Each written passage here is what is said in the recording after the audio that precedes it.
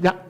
Bien, hermanos, vamos a dar inicio entonces al curso de Teología de la Reforma, dándoles la más cordial bienvenida a todos ustedes. Y vamos a empezar con unas palabras de oración. Oremos. Señor Jesús, agradecidos estamos por estar presentes aquí en tu casa, con la finalidad, Padre, de poder aprender un poco más de ti. Reconocemos, Señor, que nosotros no tenemos la capacidad suficiente como para poder entender las maravillas de tu verdad, por lo cual recurrimos, Señor, a tu Espíritu Santo, sea Él quien nos ilumine nuestra mente, sea Él quien nos muestre las bondades de tu palabra, Señor. Padre, bendice este tiempo, te lo pedimos en Cristo Jesús, Señor nuestro. Amén.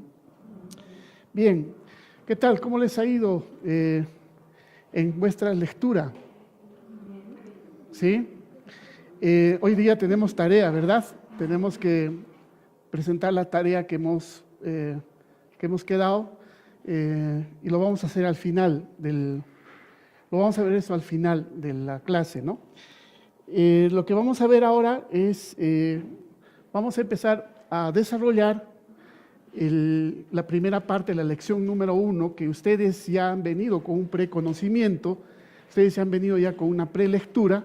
Lo que vamos a hacer ahora es simplemente quizás exponer el tema, afianzar un poco los puntos que no están claros. De repente es el momento también para poder aclarar algunas dudas que de repente han surgido en ustedes cuando han leído lo que se les ha dado. Tengo entendido de que hay hermanos que recién están viniendo por primera vez, ¿no?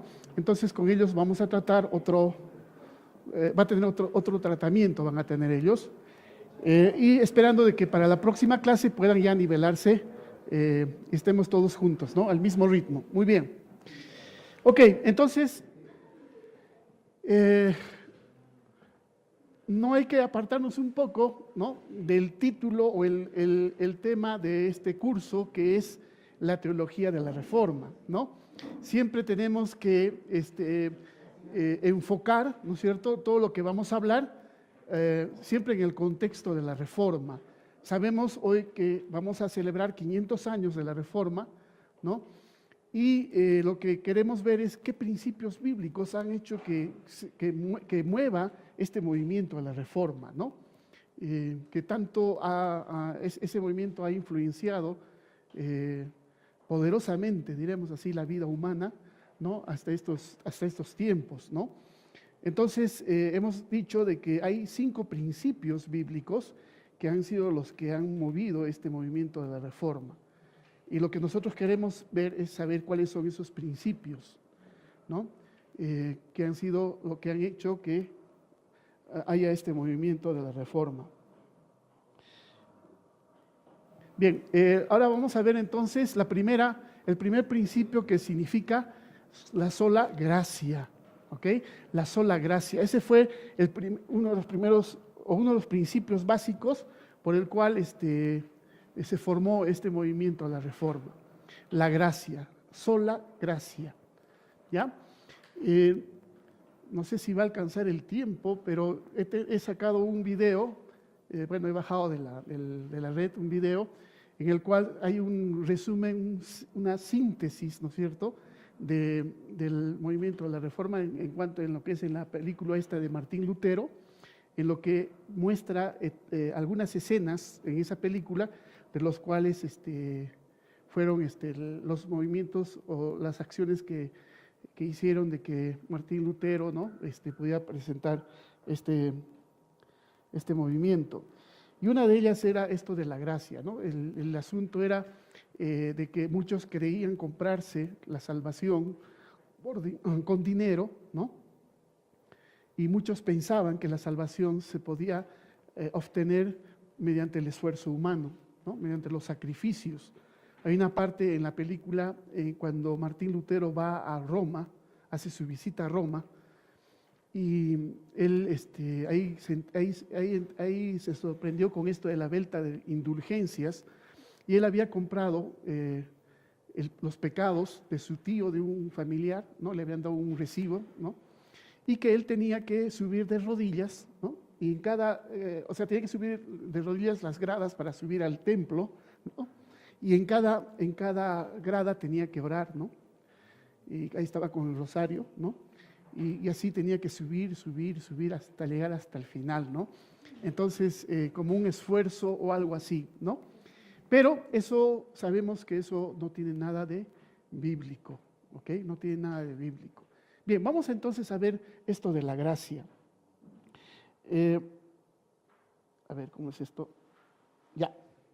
Está bien, ¿no? ¿Se lee o está muy pequeño? ¿Sí? ¿Está bien? Ya. En la actualidad, vamos a ver primero, ¿no? En la actualidad vivimos tiempos muy terribles, ¿no? Estamos viviendo realmente tiempos muy terribles en todas partes del mundo.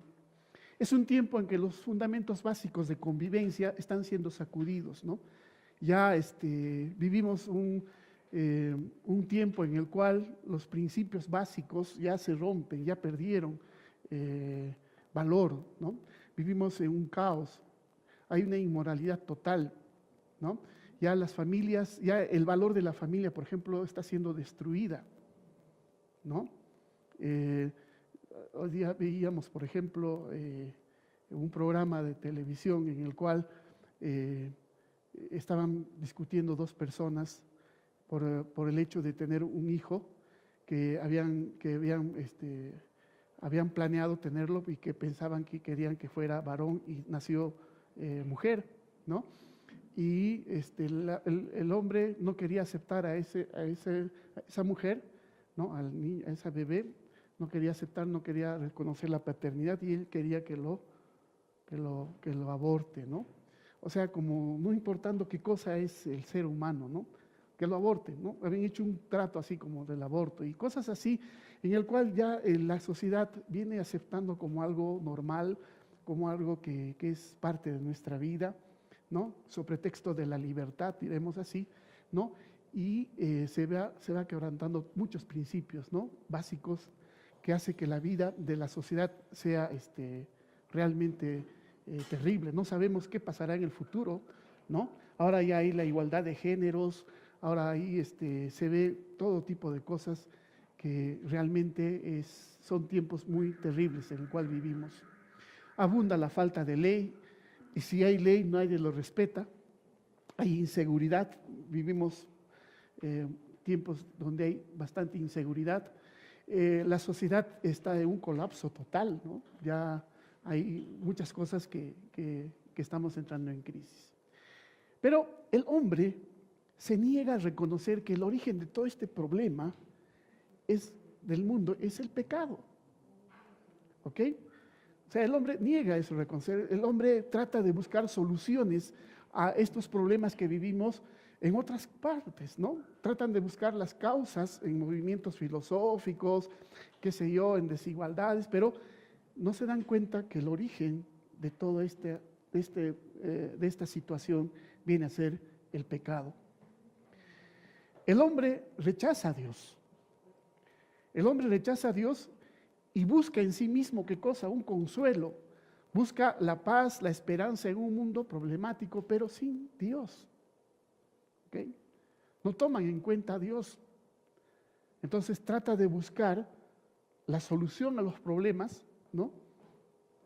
Rechazando a Dios, ¿no? Dios ha pasado a ser un tema secundario.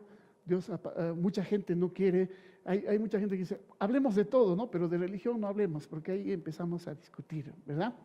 ¿Sí? O a veces cuando vas a un lugar te dice, acá no se discute ni de política ni de religión, así que no hay nada, acá no se habla nada de eso. Pero ese es el problema, ¿no?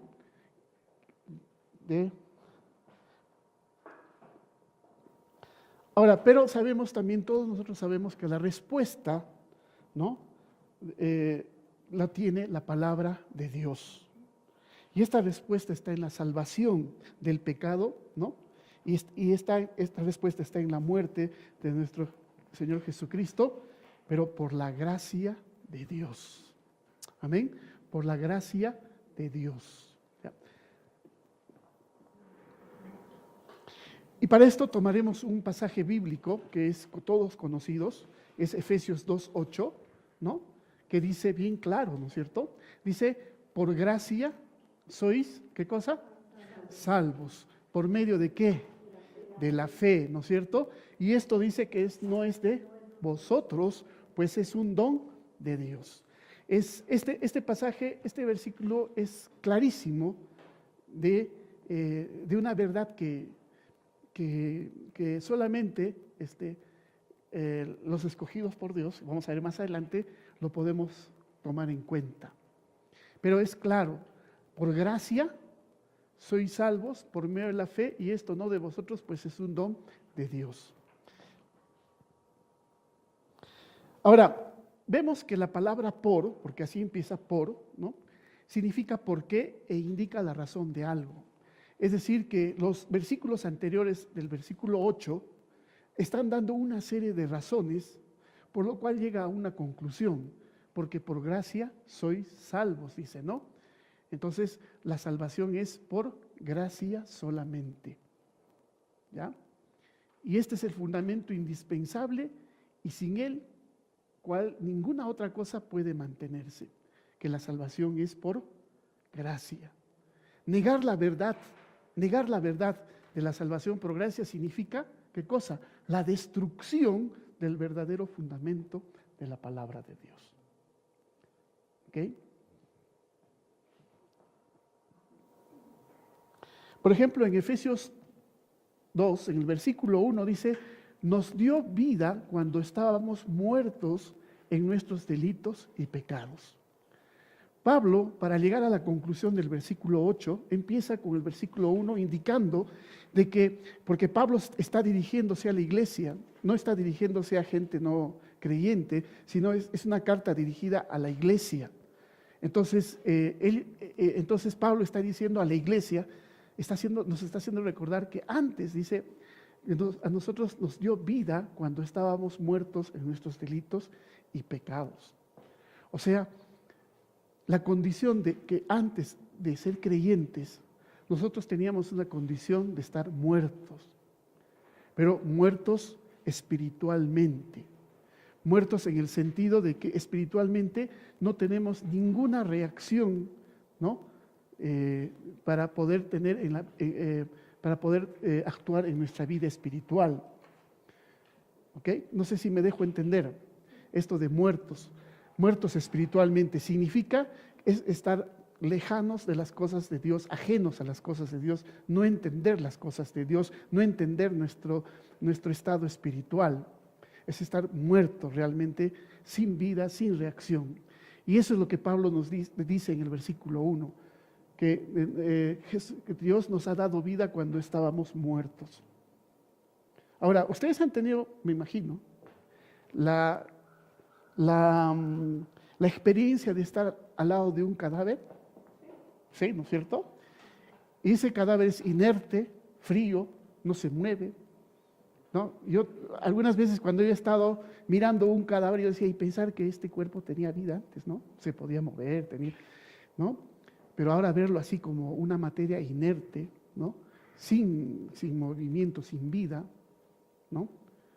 Entonces, algo así similar, éramos así antes de conocer a Dios. Espiritualmente éramos muertos, fríos, sin reacción, sin vida. ¿Ya? Y seguidamente, en los versículos 2 y 3, Pablo va a decir que andábamos siguiendo la corriente de este mundo. Y era así. Nosotros debemos reconocer cómo éramos antes de conocer a Cristo.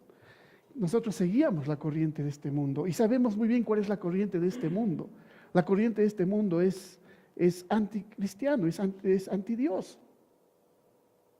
¿no? Vivíamos en conformidad al príncipe de las potestades del aire. Este príncipe de potestades del aire es el diablo. Y vivíamos en conformidad a lo que el diablo quería. Viviendo en los deseos de nuestra carne. Primero yo, después yo y siempre yo. ¿No? Éramos por naturaleza hijos de ira para Dios. ¿Ok? Así era nuestra condición antes de ser creyentes. ¿Ok? Continuamos.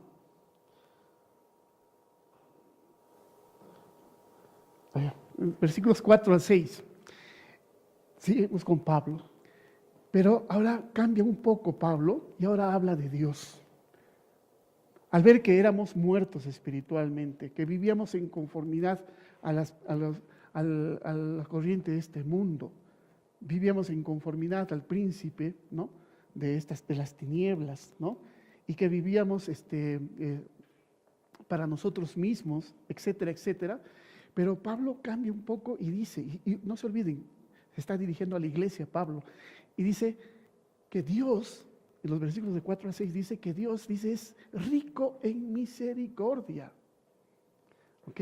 Que Dios es rico en misericordia. ¿Qué es misericordia?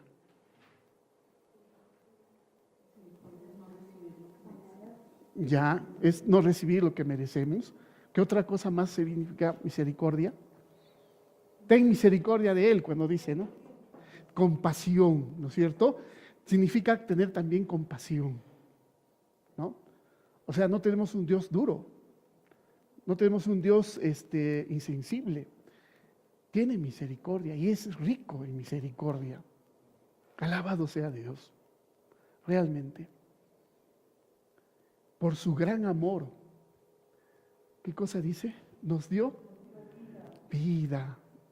Nos dio vida. Estábamos muertos antes, pero por la misericordia de Dios, ¿no? Por su amor, por su gran amor, dice, nos dio vida juntamente con Cristo, y entre paréntesis pone, por gracia sois salvos. Y esa es la maravillosa verdad del Evangelio, ¿no? Y el versículo 7 nos va a decir cuál es el propósito. Dice, para mostrar en los siglos venideros las abundantes riquezas de ¿qué? De su gracia en su bondad para con nosotros en Cristo Jesús. ¿Y cuáles son esas abundantes riquezas?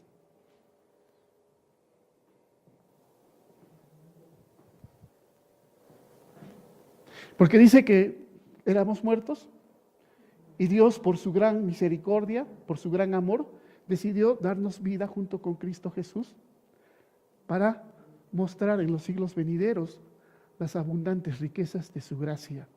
¿Y cuáles son esas abundantes riquezas de su gracia? ¿Lo vivimos o no lo vivimos? ¿Sí? A ver, pues preguntón, soy muy preguntón. ¿Cómo lo evidenciamos esas abundancias, riquezas de su gracia? Gozo, paz.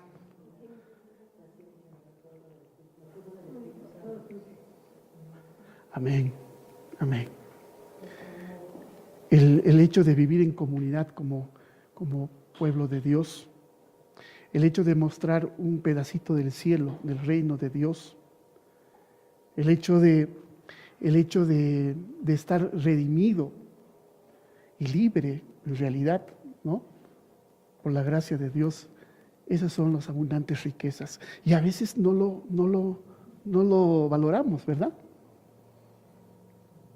Cuando entramos a la iglesia, ¿nos sentimos alegres, felices de encontrarnos como hermanos? ¿No es cierto? Porque hay como, a veces dice, ¿no? No es eso, sino que encontramos en el pueblo de Dios, pues, esas abundantes riquezas. El amor derramado de Dios que fluye por medio nuestro, ¿no? El amor de Dios que mostramos los unos a los otros en la comunión que tenemos, ¿no? Y en el cual se ve la gloria de Dios. Cuando yo veo a un hermano redimido, arrepentido de sus pecados, es la gloria de Dios. Y esa es una riqueza abundante. Entonces, y llegamos al versículo 8, por gracia. ¿Por qué? ¿No? La razón. Porque todo esto es por gracia. Y esto no es de vosotros, sino es por fe, ¿no es cierto? ¿No? ¿No? Entonces Dios nos salvó exactamente de manera que a través de nuestra salvación las riquezas de su gracia son expuestas. Amén. Seguidamente el texto nos dice tres cosas acerca de la salvación en el versículo 8. Que la salvación primero dice, es por gracia. Segundo, ¿a través de qué? De la fe, y es un regalo de Dios. Acá, a través de la fe en Cristo Jesús, ¿no es cierto? Es un regalo de Dios. O sea, tres cosas: que la salvación es por gracia.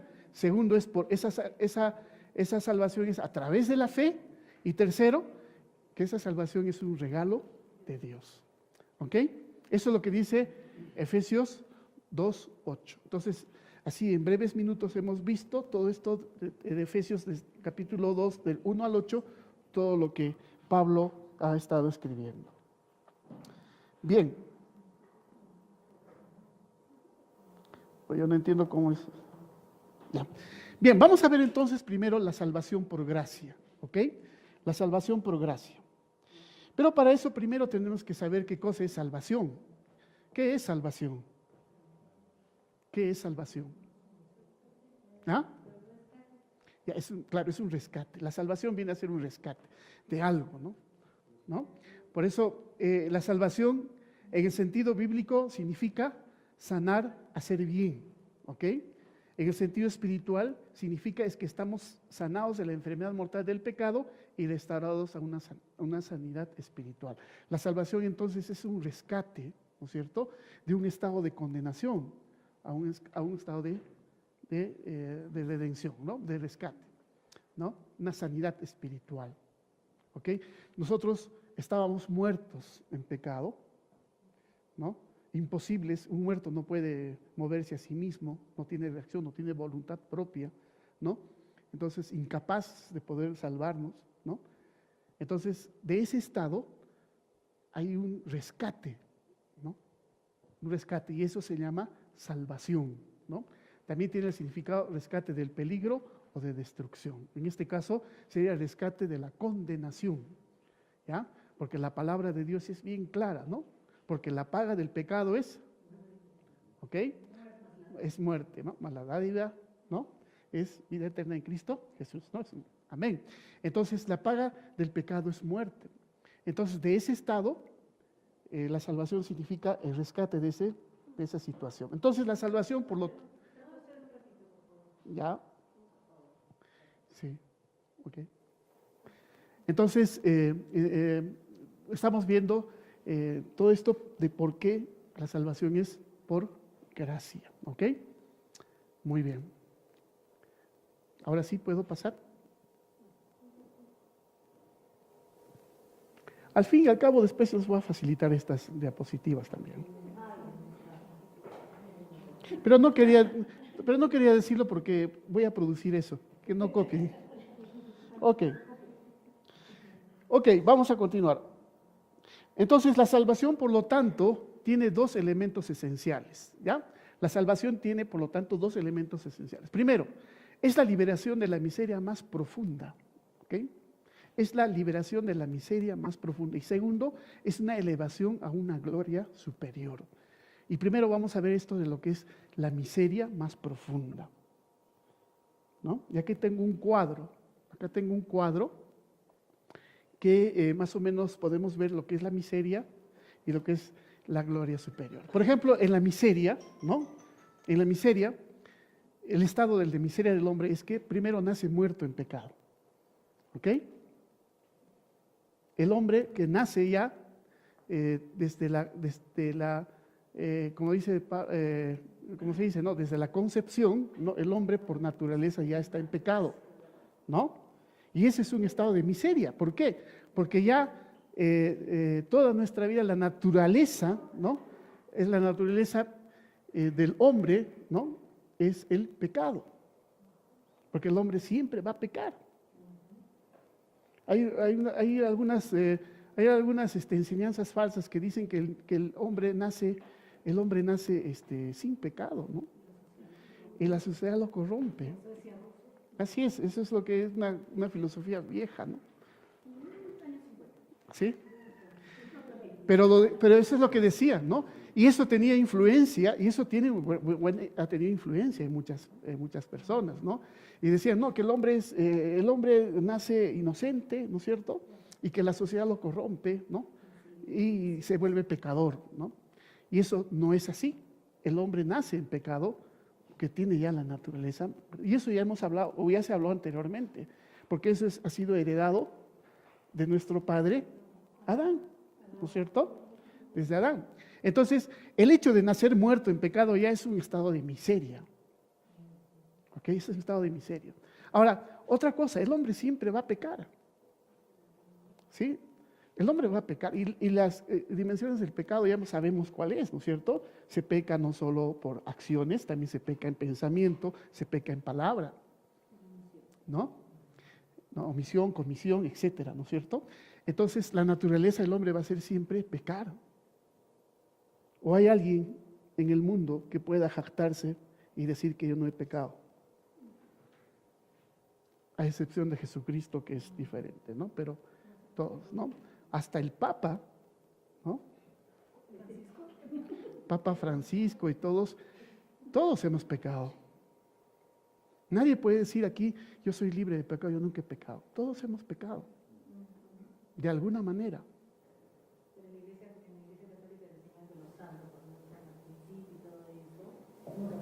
Así es, así es. Así es, así es. Pero no tienen pues ningún sustento bíblico. Ahora, y ese estado de pecar y siempre pecar también es un estado de miseria del hombre. ¿No? Es un estado de miseria. Esclavos de pecado. Así es. ¿Quién me librará de no? De esta ley, ¿no? Porque hay dos leyes en mí, ¿no? Entonces, esto es parte de lo que es la miseria del hombre.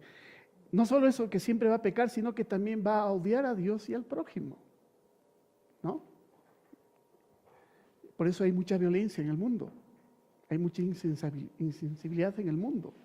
Ya se está perdiendo el respeto por el prójimo, por la vida del prójimo. En nuestra ciudad del Cusco estamos viendo ya situaciones que alarman.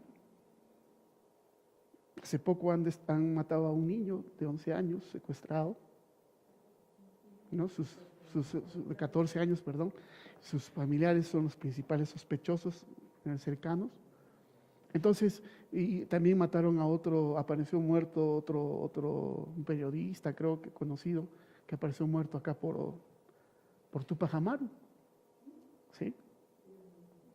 Entonces, ya en nuestra ciudad al menos no se veía eso, ¿no?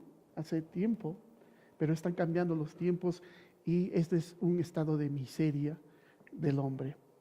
Vive en conformidad al príncipe de este mundo, ¿no?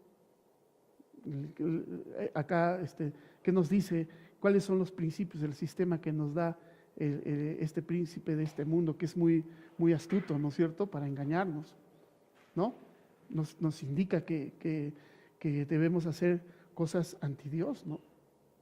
En otros países ya se está perdiendo, inclusive muchas cosas con principios bíblicos que ya, con el sobretexto de la libertad, ¿no es cierto?, ya se está transigiendo en muchas cosas, en principios básicos para la convivencia humana. Otro estado del hombre en miseria es que está muerto espiritualmente. Y yo diría que esta es la parte más fuerte de la miseria del hombre, que está muerto espiritualmente. El hombre es incapaz de entender a Dios, el hombre es incapaz de comprender a Dios, el hombre no puede entender la palabra de Dios, el hombre no puede ni siquiera darse cuenta de su estado de pecado, no puede reconocer si es pecador o no. El hombre vive totalmente ajeno a Dios y ese es un estado de miseria. Es un estado de miseria. Tampoco puede salvarse a sí mismo. Nos han engañado muchas veces de que sí podemos salvarnos a nosotros mismos. Eso fue lo que a Lutero, ¿no es cierto?, en el momento de Reforma, fue lo que encendió, ¿no? Fue la gota que rebalsó el vaso, ¿no? Porque muchos querían salvarse, ¿no? O salvar también a otras personas con la compra o con la venta de indulgencias. ¿Sí? ¿Perdón? Exacto, sí. ¿No? Eso es lo que Nadie puede salvarse. Y todavía en estos tiempos todavía pensamos esto. ¿Sí? Al menos en nuestro contexto católico se piensa eso. Que tenemos que ir a la Señor de Huanca, que tenemos que hacer pero tenemos que hacer una peregrinación, o sea, tenemos que ir a caminar, ¿no es cierto? ¿No? Y otros han ido a bañar, ¿no es cierto? Lo he visto así en televisión. Ahora no sé, han visto que han salido agua de ese santuario, salía agua y había gente que estaba bañándose y dejando que caiga esa agua, ¿no? Y muchas otras cosas. Pero también dentro de nuestro movimiento cristiano evangélico también todavía sigue esto. Sí, hay personas que dicen o piensan, ¿no?, que todavía lo que Cristo ha hecho por mi salvación no es suficiente, todavía tengo que hacer algo yo, ¿verdad? Todavía hay. Pero esto de que no se puede salvar a sí mismo también muestra el estado de miseria del hombre, ¿no? Y obviamente un hombre con ese estado no hay esperanza. No hay esperanza. Ahora, en la otra parte de la salvación viene a ser la gloria superior. Que antes estábamos muertos en pecado, pero ahora en Cristo Jesús estamos vivos espiritualmente. ¿Ok? Ahora sí ya podemos por lo menos tener temor de Dios.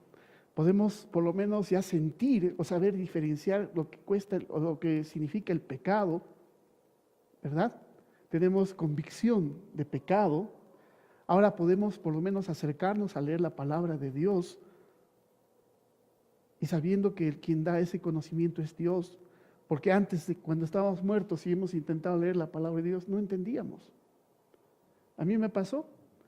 Cuando yo quería ir en más o menos a los 14, 15 años, quería leer un poco de la Biblia. Y empecé a leer y me pareció interesante Génesis al comienzo porque era una historia excelente, pero después pasé por Éxodo y después ya empezó Leyes y se me perdió todo y ni entendía nada, absolutamente nada. Pero ahora que estamos en Cristo Jesús, por la gracia, por su gracia, podemos estar vivos espiritualmente, vamos a estar sentados junto a los lugares celestiales en Cristo Jesús y ya no hay más condenación, sino que somos justificados por Cristo. Amén. Entonces, la salvación va en estos contextos. Ahora, ¿cómo se efectúa la salvación? La Biblia indica que es por gracia. ¿Ya? La gracia, sus significados. Gracia significa, en algunas versiones, significa belleza, también significa gracias, pero el más conocido, ¿no?, es esto, ¿no? Es un favor inmerecido de Dios. ¿Ok? Es un favor inmerecido de Dios. ¿Cómo se efectúa esta salvación? Se efectúa por gracia y la palabra gracia significa favor inmerecido de Dios. Ese es un favor que nos da, que nosotros no lo merecemos. ¿Ok? Otra cosa muy importante también es que la gracia viene a ser un atributo de Dios. ¿Ok? Es una característica de su persona. Porque vemos que Dios es el Dios de toda gracia. O sea, la gracia forma parte del ser de Dios. Es un atributo inherente de Él.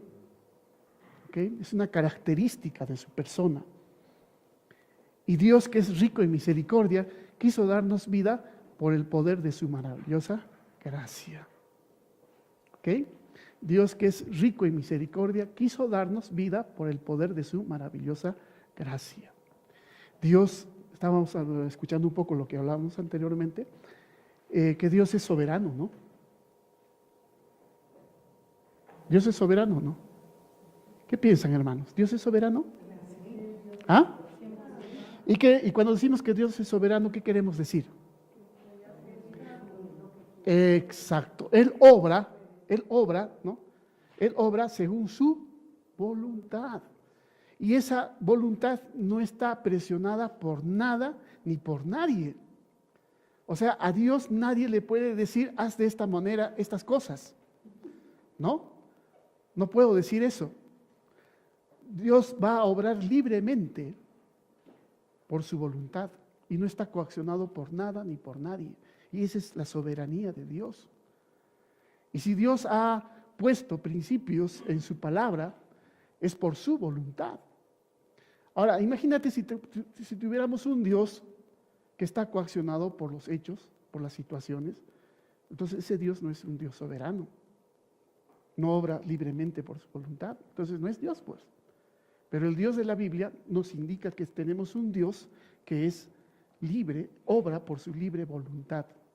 No está presionado por nadie ni por nada. Él obra libremente por su voluntad. Por eso Él, dentro de eso, Dios, que es rico en misericordia, quiso darnos, soberanamente quiso darnos vida por el poder de su maravillosa gracia. Por su amor determinó, ¿qué cosa? Escogernos. Yo le he puesto esta palabra escogernos de rojo porque saca ronchas, escuece. Mucha gente no puede, no logra entender esto de escogernos. Inclusive dice que Dios no puede obrar de esa manera, ¿no? Así dicen, ¿no? Dios no puede, ¿por qué Dios va a escoger? ¿No? Y es que a veces nosotros queremos conceptuar a Dios de acuerdo a nuestra propia lógica. ¿Ya? Un muerto espiritualmente, ¿cómo puede conceptuar a ese Dios si está muerto espiritualmente? Y aún así, nosotros, aún es que ya tenemos el conocimiento de la palabra de Dios, a veces también queremos encajar, ¿no es cierto?, a Dios de acuerdo a nuestra lógica o de acuerdo a lo que nosotros creemos que debe ser así. Y realmente lo que nosotros tenemos es que tenemos un Dios ilógico. ¿Sí? Es un Dios ilógico para el hombre natural. Sí, bueno, respeto la opinión. Pero ilógico en el sentido de que hay mucha gente que cree que Dios, ¿no?, obra de esta manera, ¿no? Que Dios, el hombre siempre ha querido conseguir sus cosas bajo su esfuerzo. Y muchas veces piensa de que la salvación va a ser fruto de su esfuerzo, ¿no? Entonces es dentro de su lógica. Y encapsula a Dios de acuerdo a su lógica, pero totalmente alejado de la palabra de Dios. Porque la Biblia es la que revela parte del ser de Dios. Él nos revela cómo es Dios, ¿no? Entonces, por eso muchos nos duele o ¿cómo se llama? Les molesta esta palabra de la elección, de escoger, porque no logran conceptuar de que hay un Dios que es soberano, de que hay un Dios que obra libremente por su propia voluntad. Ahora, la pregunta dice, ¿por qué te escogió a ti? ¿Por qué no te escogió a otra persona? Y ese es un gran misterio. Ese es un gran misterio que nadie todavía sabemos. Lo único que sabemos es que escogió por amor. Nos escogió por amor, pero ¿por qué precisamente a mí y no precisamente a la otra persona? Y ese es un gran misterio. Ese es un gran misterio. Entonces, por su amor determinó escogernos en Cristo antes de la fundación del mundo para que seamos, ¿qué cosa? Santos y sin mancha delante de Él. ¿Ya? Entonces, como conocemos que tenemos un Dios providente, ¿no? Cuando hablamos de la providencia, que estamos diciendo que Dios tiene un plan y Dios obra a través de un plan, porque el Dios que tenemos no es un Dios que obra así a lo que viene, a lo que se le ocurra hacer hoy día y mañana no, sino Él tiene ya un plan y dentro de ese plan obra su providencia, ¿no? Y tiene un propósito, todo tiene un propósito, no hay nada que no tenga propósito. El hecho de que estemos el día de hoy aquí es que tiene un propósito. Y Dios tiene un propósito para nuestras vidas. No es que hayamos decidido venir aquí porque, bueno, no tengo nada que hacer, voy a venir. No, es que Dios dentro de su plan ha permitido que tú estés aquí. Porque si no, de repente hubiese llevado a otro lugar. ¿No es cierto? Entonces, esto es lo que nosotros tenemos que entender, ¿no? Y este entendimiento no es producto de nuestro esfuerzo, intelectual, ¿no es cierto?, para poder entender esto. Esto solamente lo entendemos por la gracia de Dios, ¿sí? Por la gracia de Dios. Por la gracia Él nos ha predestinado, ¿no?, a ser adoptados como hijos suyos por medio de Jesucristo, ¿no? Yo inicialmente, perdonen que hable un poco de mí, pero cuento un poco de mi testimonio, porque cuando yo, antes de conocer al Señor, ¿no?, nunca me imaginé estar hablando de Dios, nunca me imaginé estar leyendo la Biblia, estar inmiscuido en actividades religiosas, porque yo antes, yo veía a otras personas, los veía como algo extraños, ¿no?, que siempre iban a la parroquia en grupos, jugaban y cosas por el estilo, y yo nunca me imaginaba, ni por acá me imaginaba poder tener, estar metido en estos asuntos, ¿no? Mi vida era otra, ¿no? Entonces, pero con el tiempo podemos entender que Dios ya tenía algo predestinado para nuestra vida. Y algo que tenemos que saber también es que una característica de Dios es que Dios es bueno. Dios es bueno. Amén. Y si Dios es bueno, entonces Él ha destinado, ha hecho que nuestras vidas tengan un destino. Y para bien. O alguien está renegando de su estado. Ay, ¿por qué voy a estar? ¿Por qué soy salvo? Yo no quiero ser salvo. ¿Alguien ha escuchado algo así? La persona que no quiere saber nada de Cristo también está feliz. ¿Sí? Está tranquilo. ¿Sí? Está tranquilo en su estado porque él está ahí, en ese estado, ¿no? Y no tiene problemas con nadie.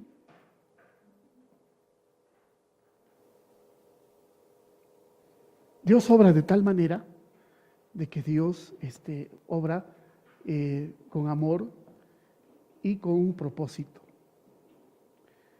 Por gracia, Dios envió a su Hijo al mundo para buscar y salvar aquello que estaba perdido, ¿no? Para salvar aquello que estaba perdido, ¿ok? Por gracia, los hijos de Dios fueron reconciliados a través de la muerte de Jesucristo, porque en pecado estábamos fuera de Dios. Estábamos en problemas con Dios cuando estábamos en pecado, pero ahora, por gracia, somos reconciliados. Por gracia, Dios ha enviado a su Hijo único al mundo para salvar lo que se había perdido. Por gracia nos ha predestinado para ser adoptados hijos suyos. Y eso es lo que nosotros tenemos que entender.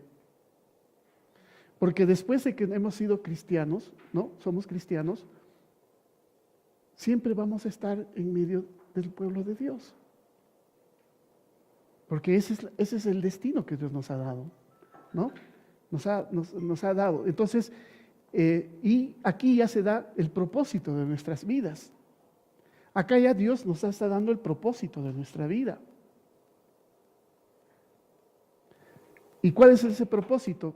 Ser hijos suyos por medio de Jesucristo. Entonces, todas las actividades que hagamos en nuestra vida tienen que estar centrado en este eje, a ser hijos suyos por medio de Jesucristo, porque Dios así lo ha predestinado hace tiempo. Cuando estamos fuera de esto, entonces nuestra vida no tiene lógica, nuestra vida no tiene, ¿cómo se le llama? Razón de ser. ¿Ok?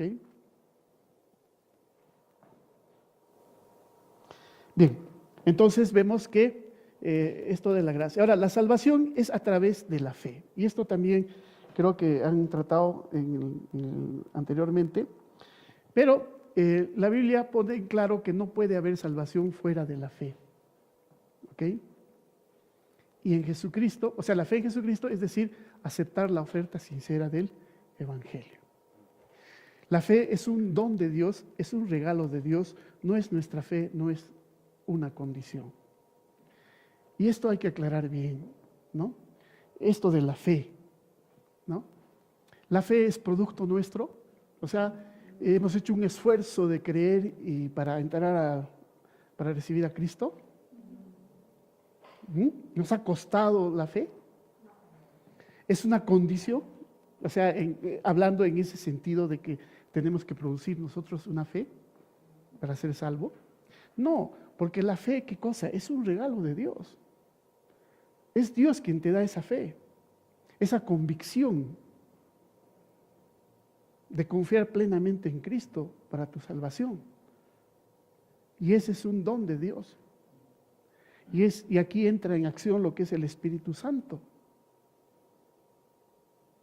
que es el que nos convence realmente de pecado, ¿no es cierto? Y es el que nos da esa fe. Y esa fe tiene que estar fortalecida con la lectura de la palabra de Dios. Entonces, acá no hay ningún esfuerzo humano, o sea, no es que tú vas a producir fe. No es que una vez que sabes y bueno, te preparas y vas a hacer una cosa de un esfuerzo como fuera una condición para creer, porque la fe viene como un regalo de Dios.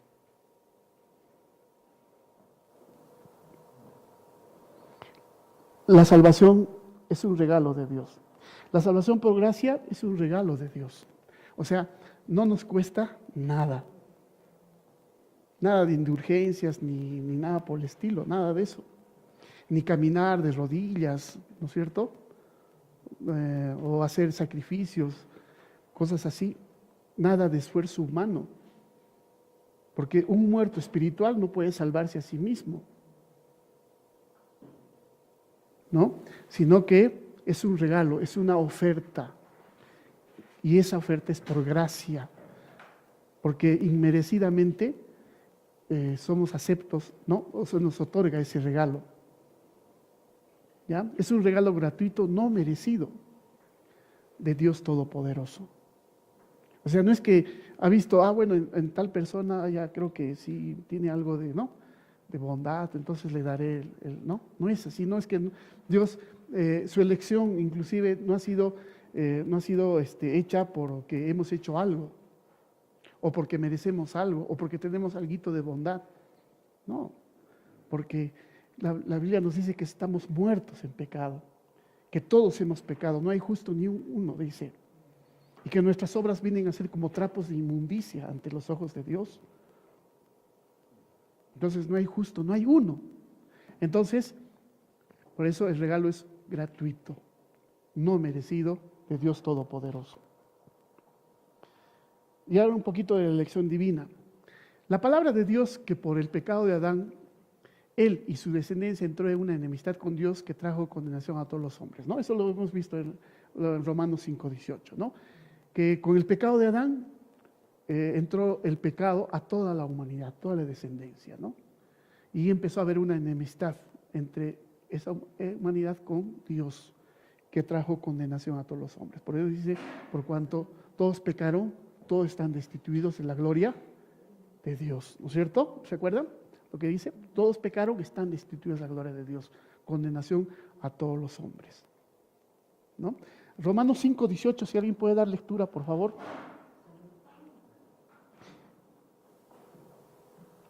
Romanos 5:18, ¿alguien puede dar lectura?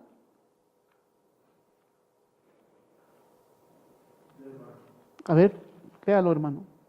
Así que como por la transgresión de uno solo vino la condenación a todos los hombres, de la misma manera por la justicia de uno solo vino la justificación de vida A todos los hombres, ¿ok? Gracias, hermano. Entonces, así como por la transgresión de uno, dice, de uno solo vino la condenación, ¿a quién? ¿A algunos? A todos los hombres, ¿ok? Está hablando de Adán, ¿no? Entonces, es lo que estamos queriendo decir, ¿no? Que por el pecado de Adán, toda la humanidad se volvió enemigo de Dios y por lo tanto es condenado. Ante esta situación, Dios llamó a Abraham y le propuso un pacto eterno de que su descendencia formaría un pueblo que lo haría suyo, ¿sí? Pasados los años, ¿no? Dios llama a Abraham y le da una promesa. y le dice, le hace un pacto eterno, le dice, voy a hacer de tu descendencia un pueblo y ese pueblo será mío, yo seré su Dios, ¿no? Eso es lo que pasó dentro de lo que es la historia, en la providencia de Dios, en el plan de Dios. Luego Dios mostró su misericordia por medio de Jesús. Se propuso cumplir su promesa hecha a Abraham de bendecir a todas las naciones. ¿Ok? Lo que estábamos hablando, ¿no? Cuando Abraham dijo, voy a bendecir a tu descendencia, voy a hacer un pacto, voy a hacer ustedes van a ser mi pueblo, ¿no? Y inclusive Abraham vio la gloria de Jesús, ¿no? Logró verla, lo vio con Isaac, ¿no? ¿No es cierto? ¿Logró ver o no? Isaac, bueno. Entonces, con Jesús, ¿no es cierto? Con Jesús vino el cumplimiento de que el pueblo de Dios no solamente se refería a la descendencia de carne, ¿no? De raza, sino que la promesa estaba extendida a todas las naciones y eran hijos de Abraham aquellos que creían por fe la salvación, ¿no? Por eso Jesús decía, ¿no? Cuando en Mateo dijo que cuando se anunció el nacimiento de Jesús, decía de que pondrán Jesús, ¿no? Porque será el Salvador de su pueblo, ¿no? De su pueblo. No dice de los pueblos de todo el mundo, sino de su pueblo. Y su pueblo es aquellos que han creído y que han tenido la fe de Abraham. ¿Ok? De manera que los escogidos de Dios no son los descendientes de Abraham según la carne, sino todos los que por fe en Cristo han alcanzado la promesa, ¿no? Romanos 2:29, si podemos ver.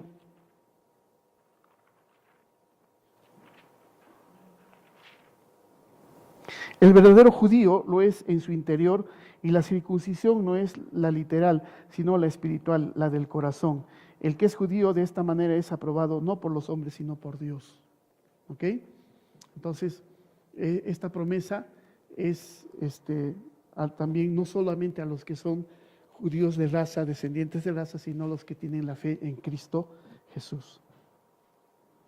Entonces, somos salvos por gracia, por medio de la fe, y esto no de nosotros, sino que fue un don que Dios nos concedió y que este don no nos fue concedido por causa de alguna cosa que hayamos hecho, sino por la misericordia de Dios. ¿Ok? Entonces la salvación es por gracia. ¿Ok? La salvación es por gracia, por la voluntad soberana de Dios, por su amor, porque es rico en misericordia. ¿Ok? Y que esta gracia que Dios nos da no está basado en ningún esfuerzo nuestro, sino simplemente por la voluntad de Dios nada más.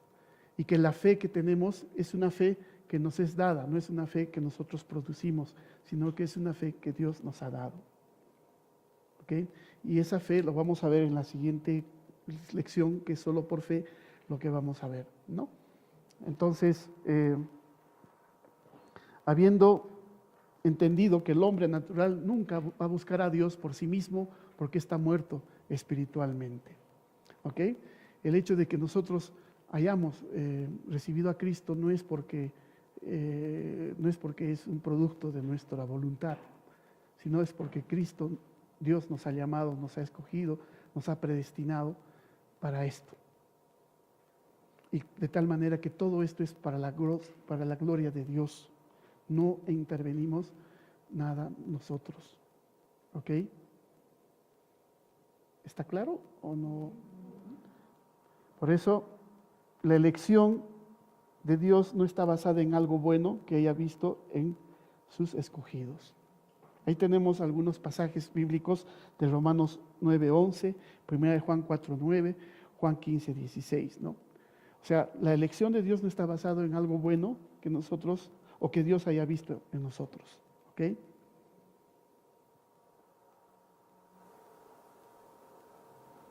Somos salvos por gracia, por medio de la fe, Y esto no de nosotros, sino que fue un don de Dios que nos concedió y que este don no nos fue concedido por causa de alguna cosa que hayamos hecho, sino por misericordia de Dios. El hecho de que ocurra un milagro en nuestro corazón para que pudiéramos venir a Jesús en arrepentimiento y fe en Cristo es el cumplimiento de la misericordia de Dios, y esto es un misterio. Hermanos, cuando una persona se arrepiente y llama a Jesús como su Salvador, ahí está ocurriendo un gran milagro, porque es la obra de Dios. ¿Sí? Y eso es un milagro, y eso a veces solemos perder un poco de visión cuando ocurren esas cosas, ¿no? Bueno, se ha entregado a Cristo, qué bien, pues no, entonces, ¿no? Pero no sabemos, por eso muchos dicen que hay una fiesta en el cielo por un alma regenerada, ¿no? El hecho de que yo pueda llamar a Cristo Abba Padre, ¿no? O a Dios Abba Padre, o el hecho de llamar a Cristo como mi Señor, es que es un milagro, no es porque es un esfuerzo mío, no, sino porque Dios está obrando, ¿no? Y eso es por gracia, eso es por misericordia de Dios. Y esto se llama lo que nosotros llamamos la regeneración, ¿no? La regeneración viene a ser un milagro en el cual Dios da vida a los muertos. ¿Sí? Éramos muertos espirituales y por lo tanto ciegos, sordos, pero Dios nos dio vida primeramente y entonces nuestros sentidos espirituales son habilitados ¿para qué? Para oír la palabra de Dios y venir a Cristo y ser salvos. A eso se llama regeneración. Pablo decía que no vamos a parar hasta tener el carácter de Cristo. ¿Sí? Y ese es el trabajo que el Espíritu Santo debe hacer en nosotros. ¿Por qué? Porque ahora sí, por esta regeneración, el Espíritu Santo tiene que obrar en nosotros para poder estar poco a poco mostrando el carácter de Cristo en nuestras vidas. ¿Ok? Entonces estamos habilitados para oír la palabra de Dios. Ahora sí podemos escuchar la palabra de Dios. Antes no, ni entendíamos. ¿Sí? Ahora sí podemos sentir. Antes se pecaba y no pasaba nada, pero ahora pecamos y ya, ¿no es cierto? Ya no es como antes. ¿Sí? Por eso el mundo no puede entendernos. Por eso el mundo no puede entender, es locura, esto es locura para el mundo. No nos puede entender. Y obviamente no va a entender por qué hay muertos espirituales, pues no, están muertos espiritualmente. Pero la regeneración significa que ya salimos de ese estado de muerte y vivimos espiritualmente. Y ahora sí estamos habilitados para oír la palabra de Dios. Y eso es un milagro. Nuestra vida de cada uno de nosotros es un milagro de Dios. ¿Sí? Porque sin Cristo, ¿dónde estaríamos? ¿Qué estaríamos haciendo? Perdidos. ¿Ok? No nos avergoncemos de llamarnos los elegidos de Dios, pero tampoco debemos sentirnos soberbios, ¿ya? No puedo decir tengo el orgullo de ser elegido, ¿no?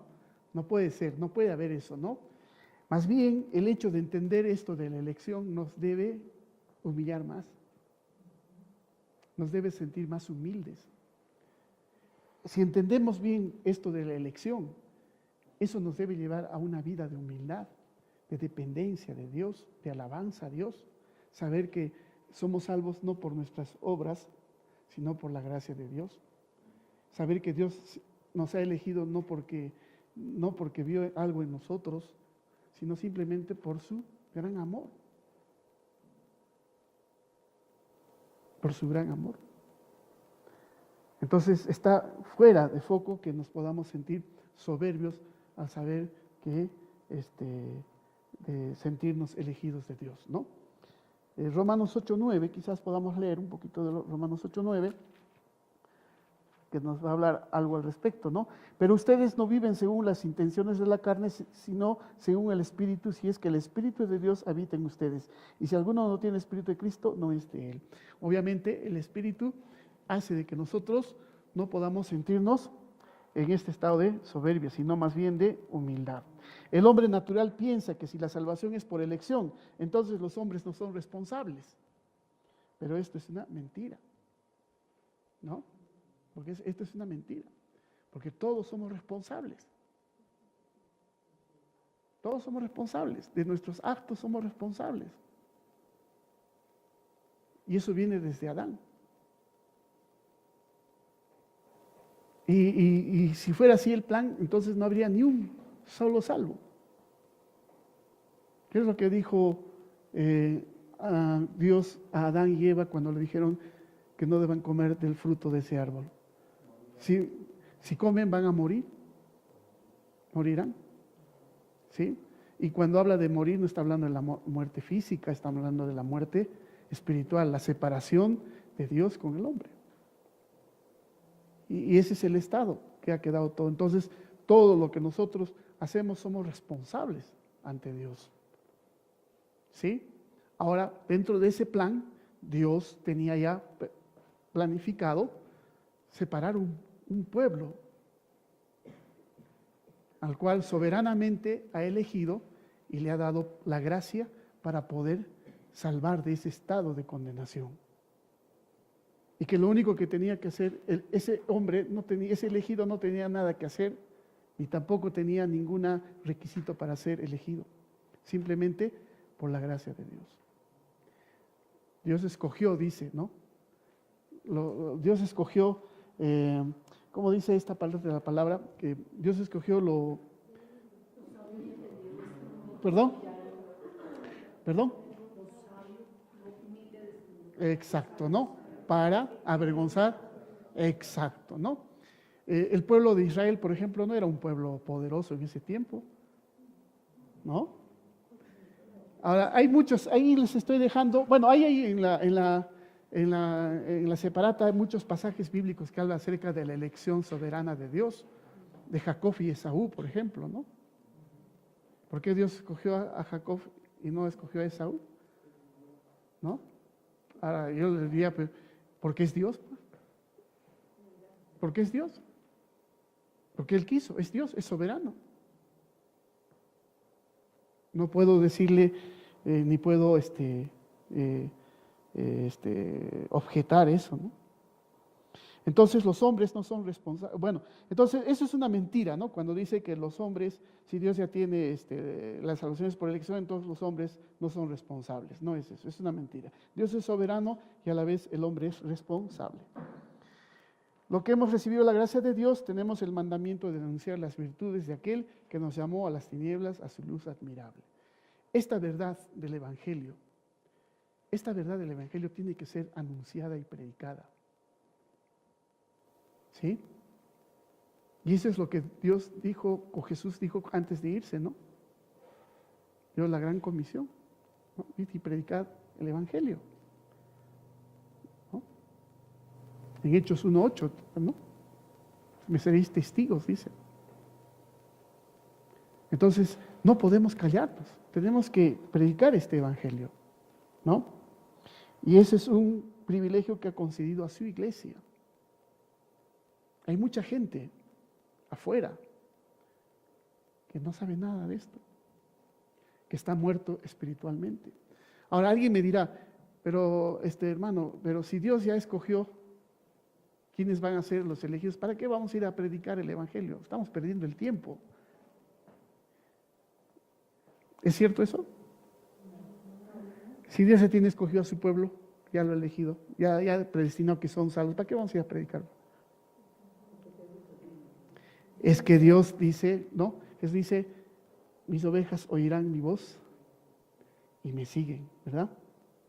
Me seguirán, ¿no? Pero hay otras ovejas que no son de este redil, no me van a seguir, ¿no? Hay muchas personas que están esperando el llamado de Dios, están esperando el llamado del pastor para que sigan, porque en el momento están perdidos,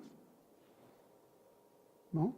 Entonces nosotros creemos, si digamos, dentro de, cuando se hace vamos a evangelizar, hay 20 personas, de esas 20 personas, Dios trae una persona elegida de su pueblo, que escuchará la palabra de Dios.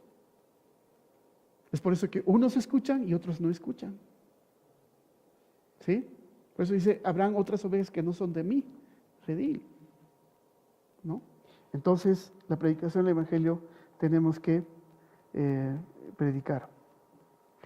¿No? Precisamente uno de los problemas en los que ha caído el evangelismo es que los hombres han dejado de creer que la obra es de Dios y por eso no predican el Evangelio en su sencillez original, sino que han inventado métodos y nuevas formas para hacer que el Evangelio parezca atractivo para el mundo. ¿No?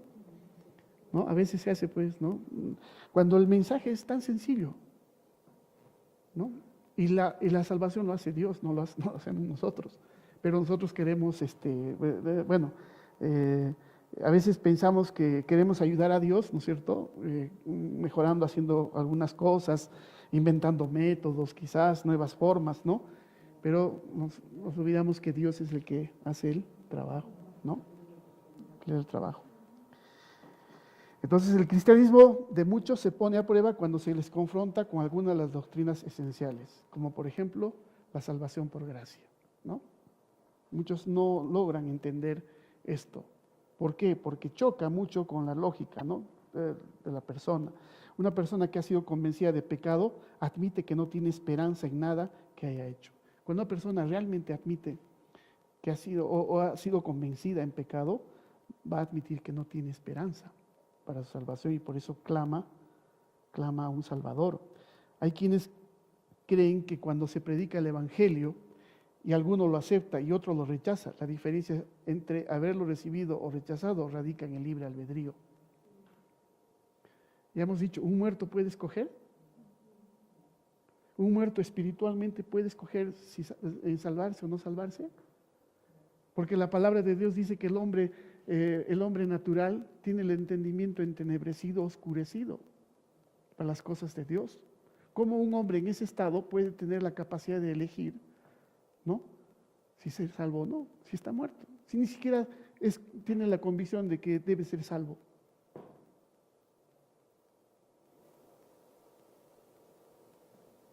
Entonces, es imposible. Eso del libre albedrío es otro tema que se ha hablado anteriormente, ¿no? De qué cosa es el libre albedrío. En realidad, el hombre natural ¿es libre o no es libre? ¿Es libre o no es libre? ¿Es libre o no es libre?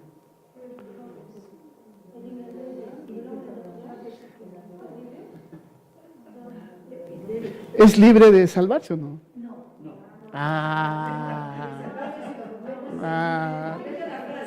Porque sabemos que el hombre es esclavo del pecado. Y un hombre esclavo del pecado no tiene libertad, porque siempre va a hacer el mal. Ante los ojos de Dios, siempre va a hacer el mal. Y siempre va a hacer el mal. Entonces no es libre, pues, está esclavo. Entonces, sí. El hombre natural es esclavo del pecado, pero cuando ha sido salvo, pasa a ser propiedad de Dios. ¿También es esclavo? Dios también. Esclavo de Dios. En cierta forma somos pues esclavos de Dios, claro, siervos. Somos siervos de Dios, ¿no? Así es. ¿Adán tenía libre albedrío?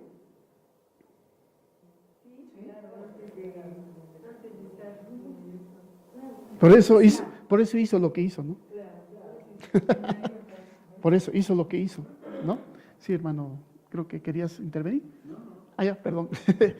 No, entonces, bueno, son cosas que vamos a seguir hablando, ¿no? Bien.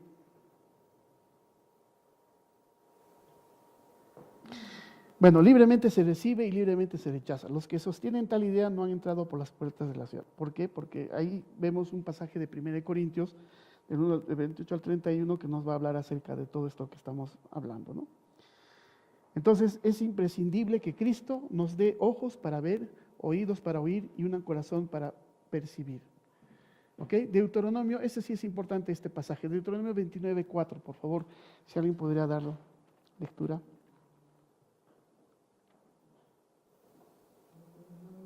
29, 4.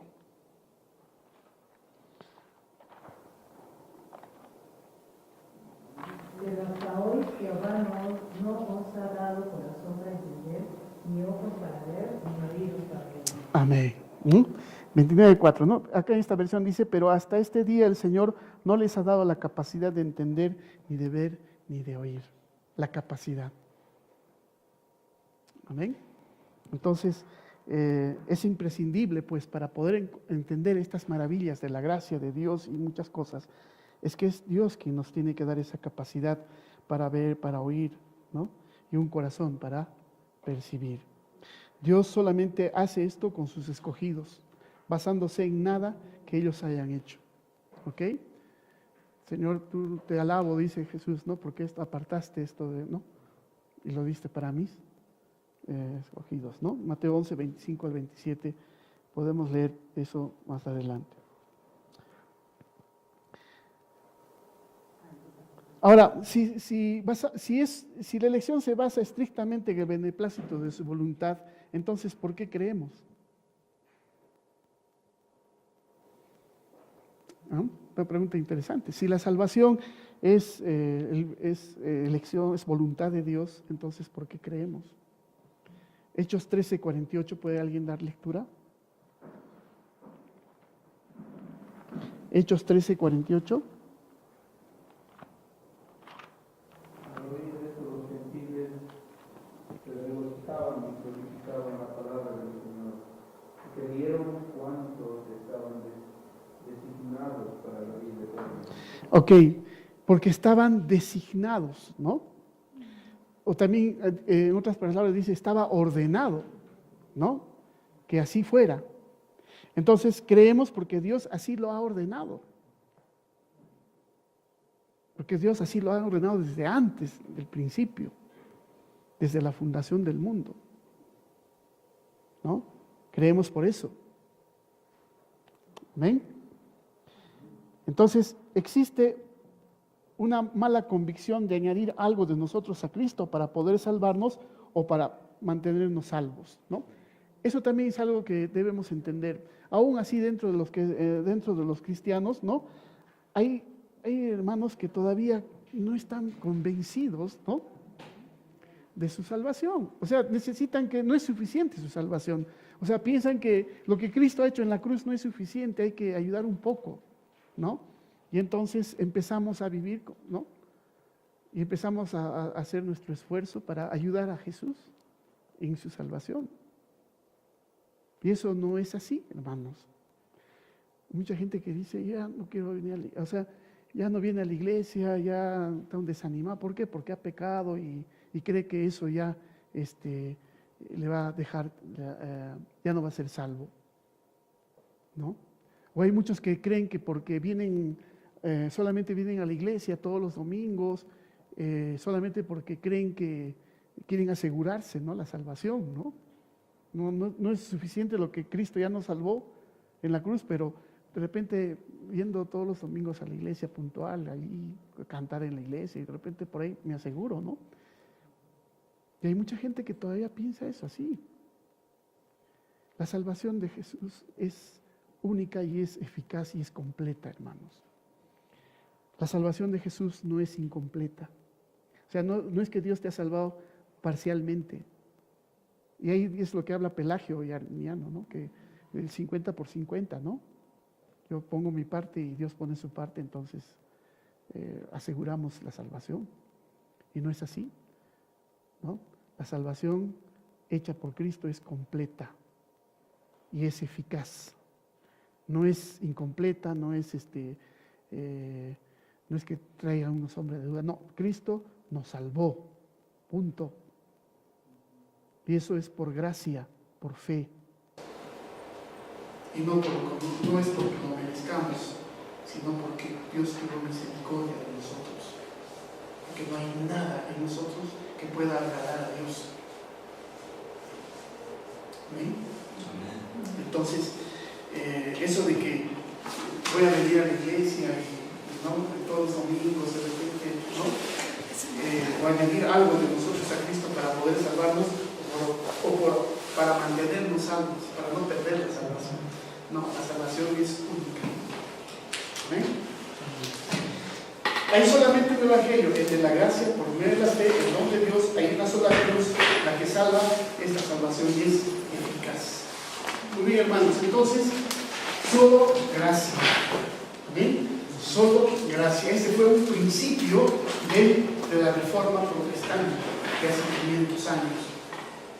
Allí se empezó a enseñar que la salvación es solamente porque Dios tiene gracia. Nada más. No está en Dios, no está en otra cosa. Y ese fue un principio básico en la teología de la Reforma, la gracia. Y eso nos debe realmente animar, hermanos, a seguir en este camino cristiano, a alabar a Dios, a humillarnos delante de Dios, porque realmente tenemos una riqueza que no tiene valor. Una riqueza que no tiene valor y que esa riqueza, ¿no? Que no tiene valor, no lo entiende el mundo. No lo entiende el mundo. Y eso nos debe animar y a motivar a seguir adelante y a alabar a Dios. Y debemos realmente ser admiradores de esa gracia de Dios. Por la gracia de Dios soy lo que soy. Y todo sea para la gloria de Dios. Una cosita, porque hemos hablado que la fe es un don de Dios. Es un don que nos da el Señor. Pero también en otras iglesias también tienen fe, qué sé yo, a la estampita, a la crucecita, a simbologías. Pero ellos también tienen fe en eso. Ellos proclaman como si fuera una fe. Ellos tienen fe en el Papa. Hay muchas iglesias cristianas también que se equivocan y tienen fe en el pastor. O sea, tienen fe en que Él las va a sanar en imposición de manos. Y iglesias católicas también igual. Entonces, pero si la fe solamente es un don de Dios, entonces lo que ellos tienen no es fe. Bueno, lo que hablamos es, primero hablemos lo que es la fe de la salvación. O sea, confianza en quién estamos, o sea, en qué confiamos en la salvación, ¿no? Entonces, la fe, esta convicción, porque ya sabemos cómo la Biblia define la fe, ¿no es cierto? Es la convicción de lo que no se ve, de lo que se espera, ¿no? Entonces, esta fe es una fe que no es producto nuestro, o sea, eso es lo que quiero que entendamos. Es una fe que nos ha sido dada. Y esa fe es una fe de una convicción plena de tener la seguridad de la salvación. Y esa fe viene fortalecida por la lectura de la palabra de Dios. ¿Sí? Entonces lo que ellos tienen no es fe definitivamente. Tendrán confianza en eso, pero es una mala confianza, porque al final han confiado mal. Porque hay gente que confía plenamente en su salvación por sus actos, ¿no? Eso es lo que la Iglesia Católica nos ha inculcado, ¿no? Inclusive la salvación, piensan que el bautismo salva. ¿Sí? El bautismo salva. Y eso sabemos que no es así, ¿no? El bautismo es una señal, es un símbolo, ¿no es cierto? Pero no es que salve, no es un rito que salve, ¿verdad? Entonces tenemos que dar gracias a Dios. Hermanos, voy a darles, no sé, me gustaría, no sé cómo lo están haciendo con las preguntas, hermanos.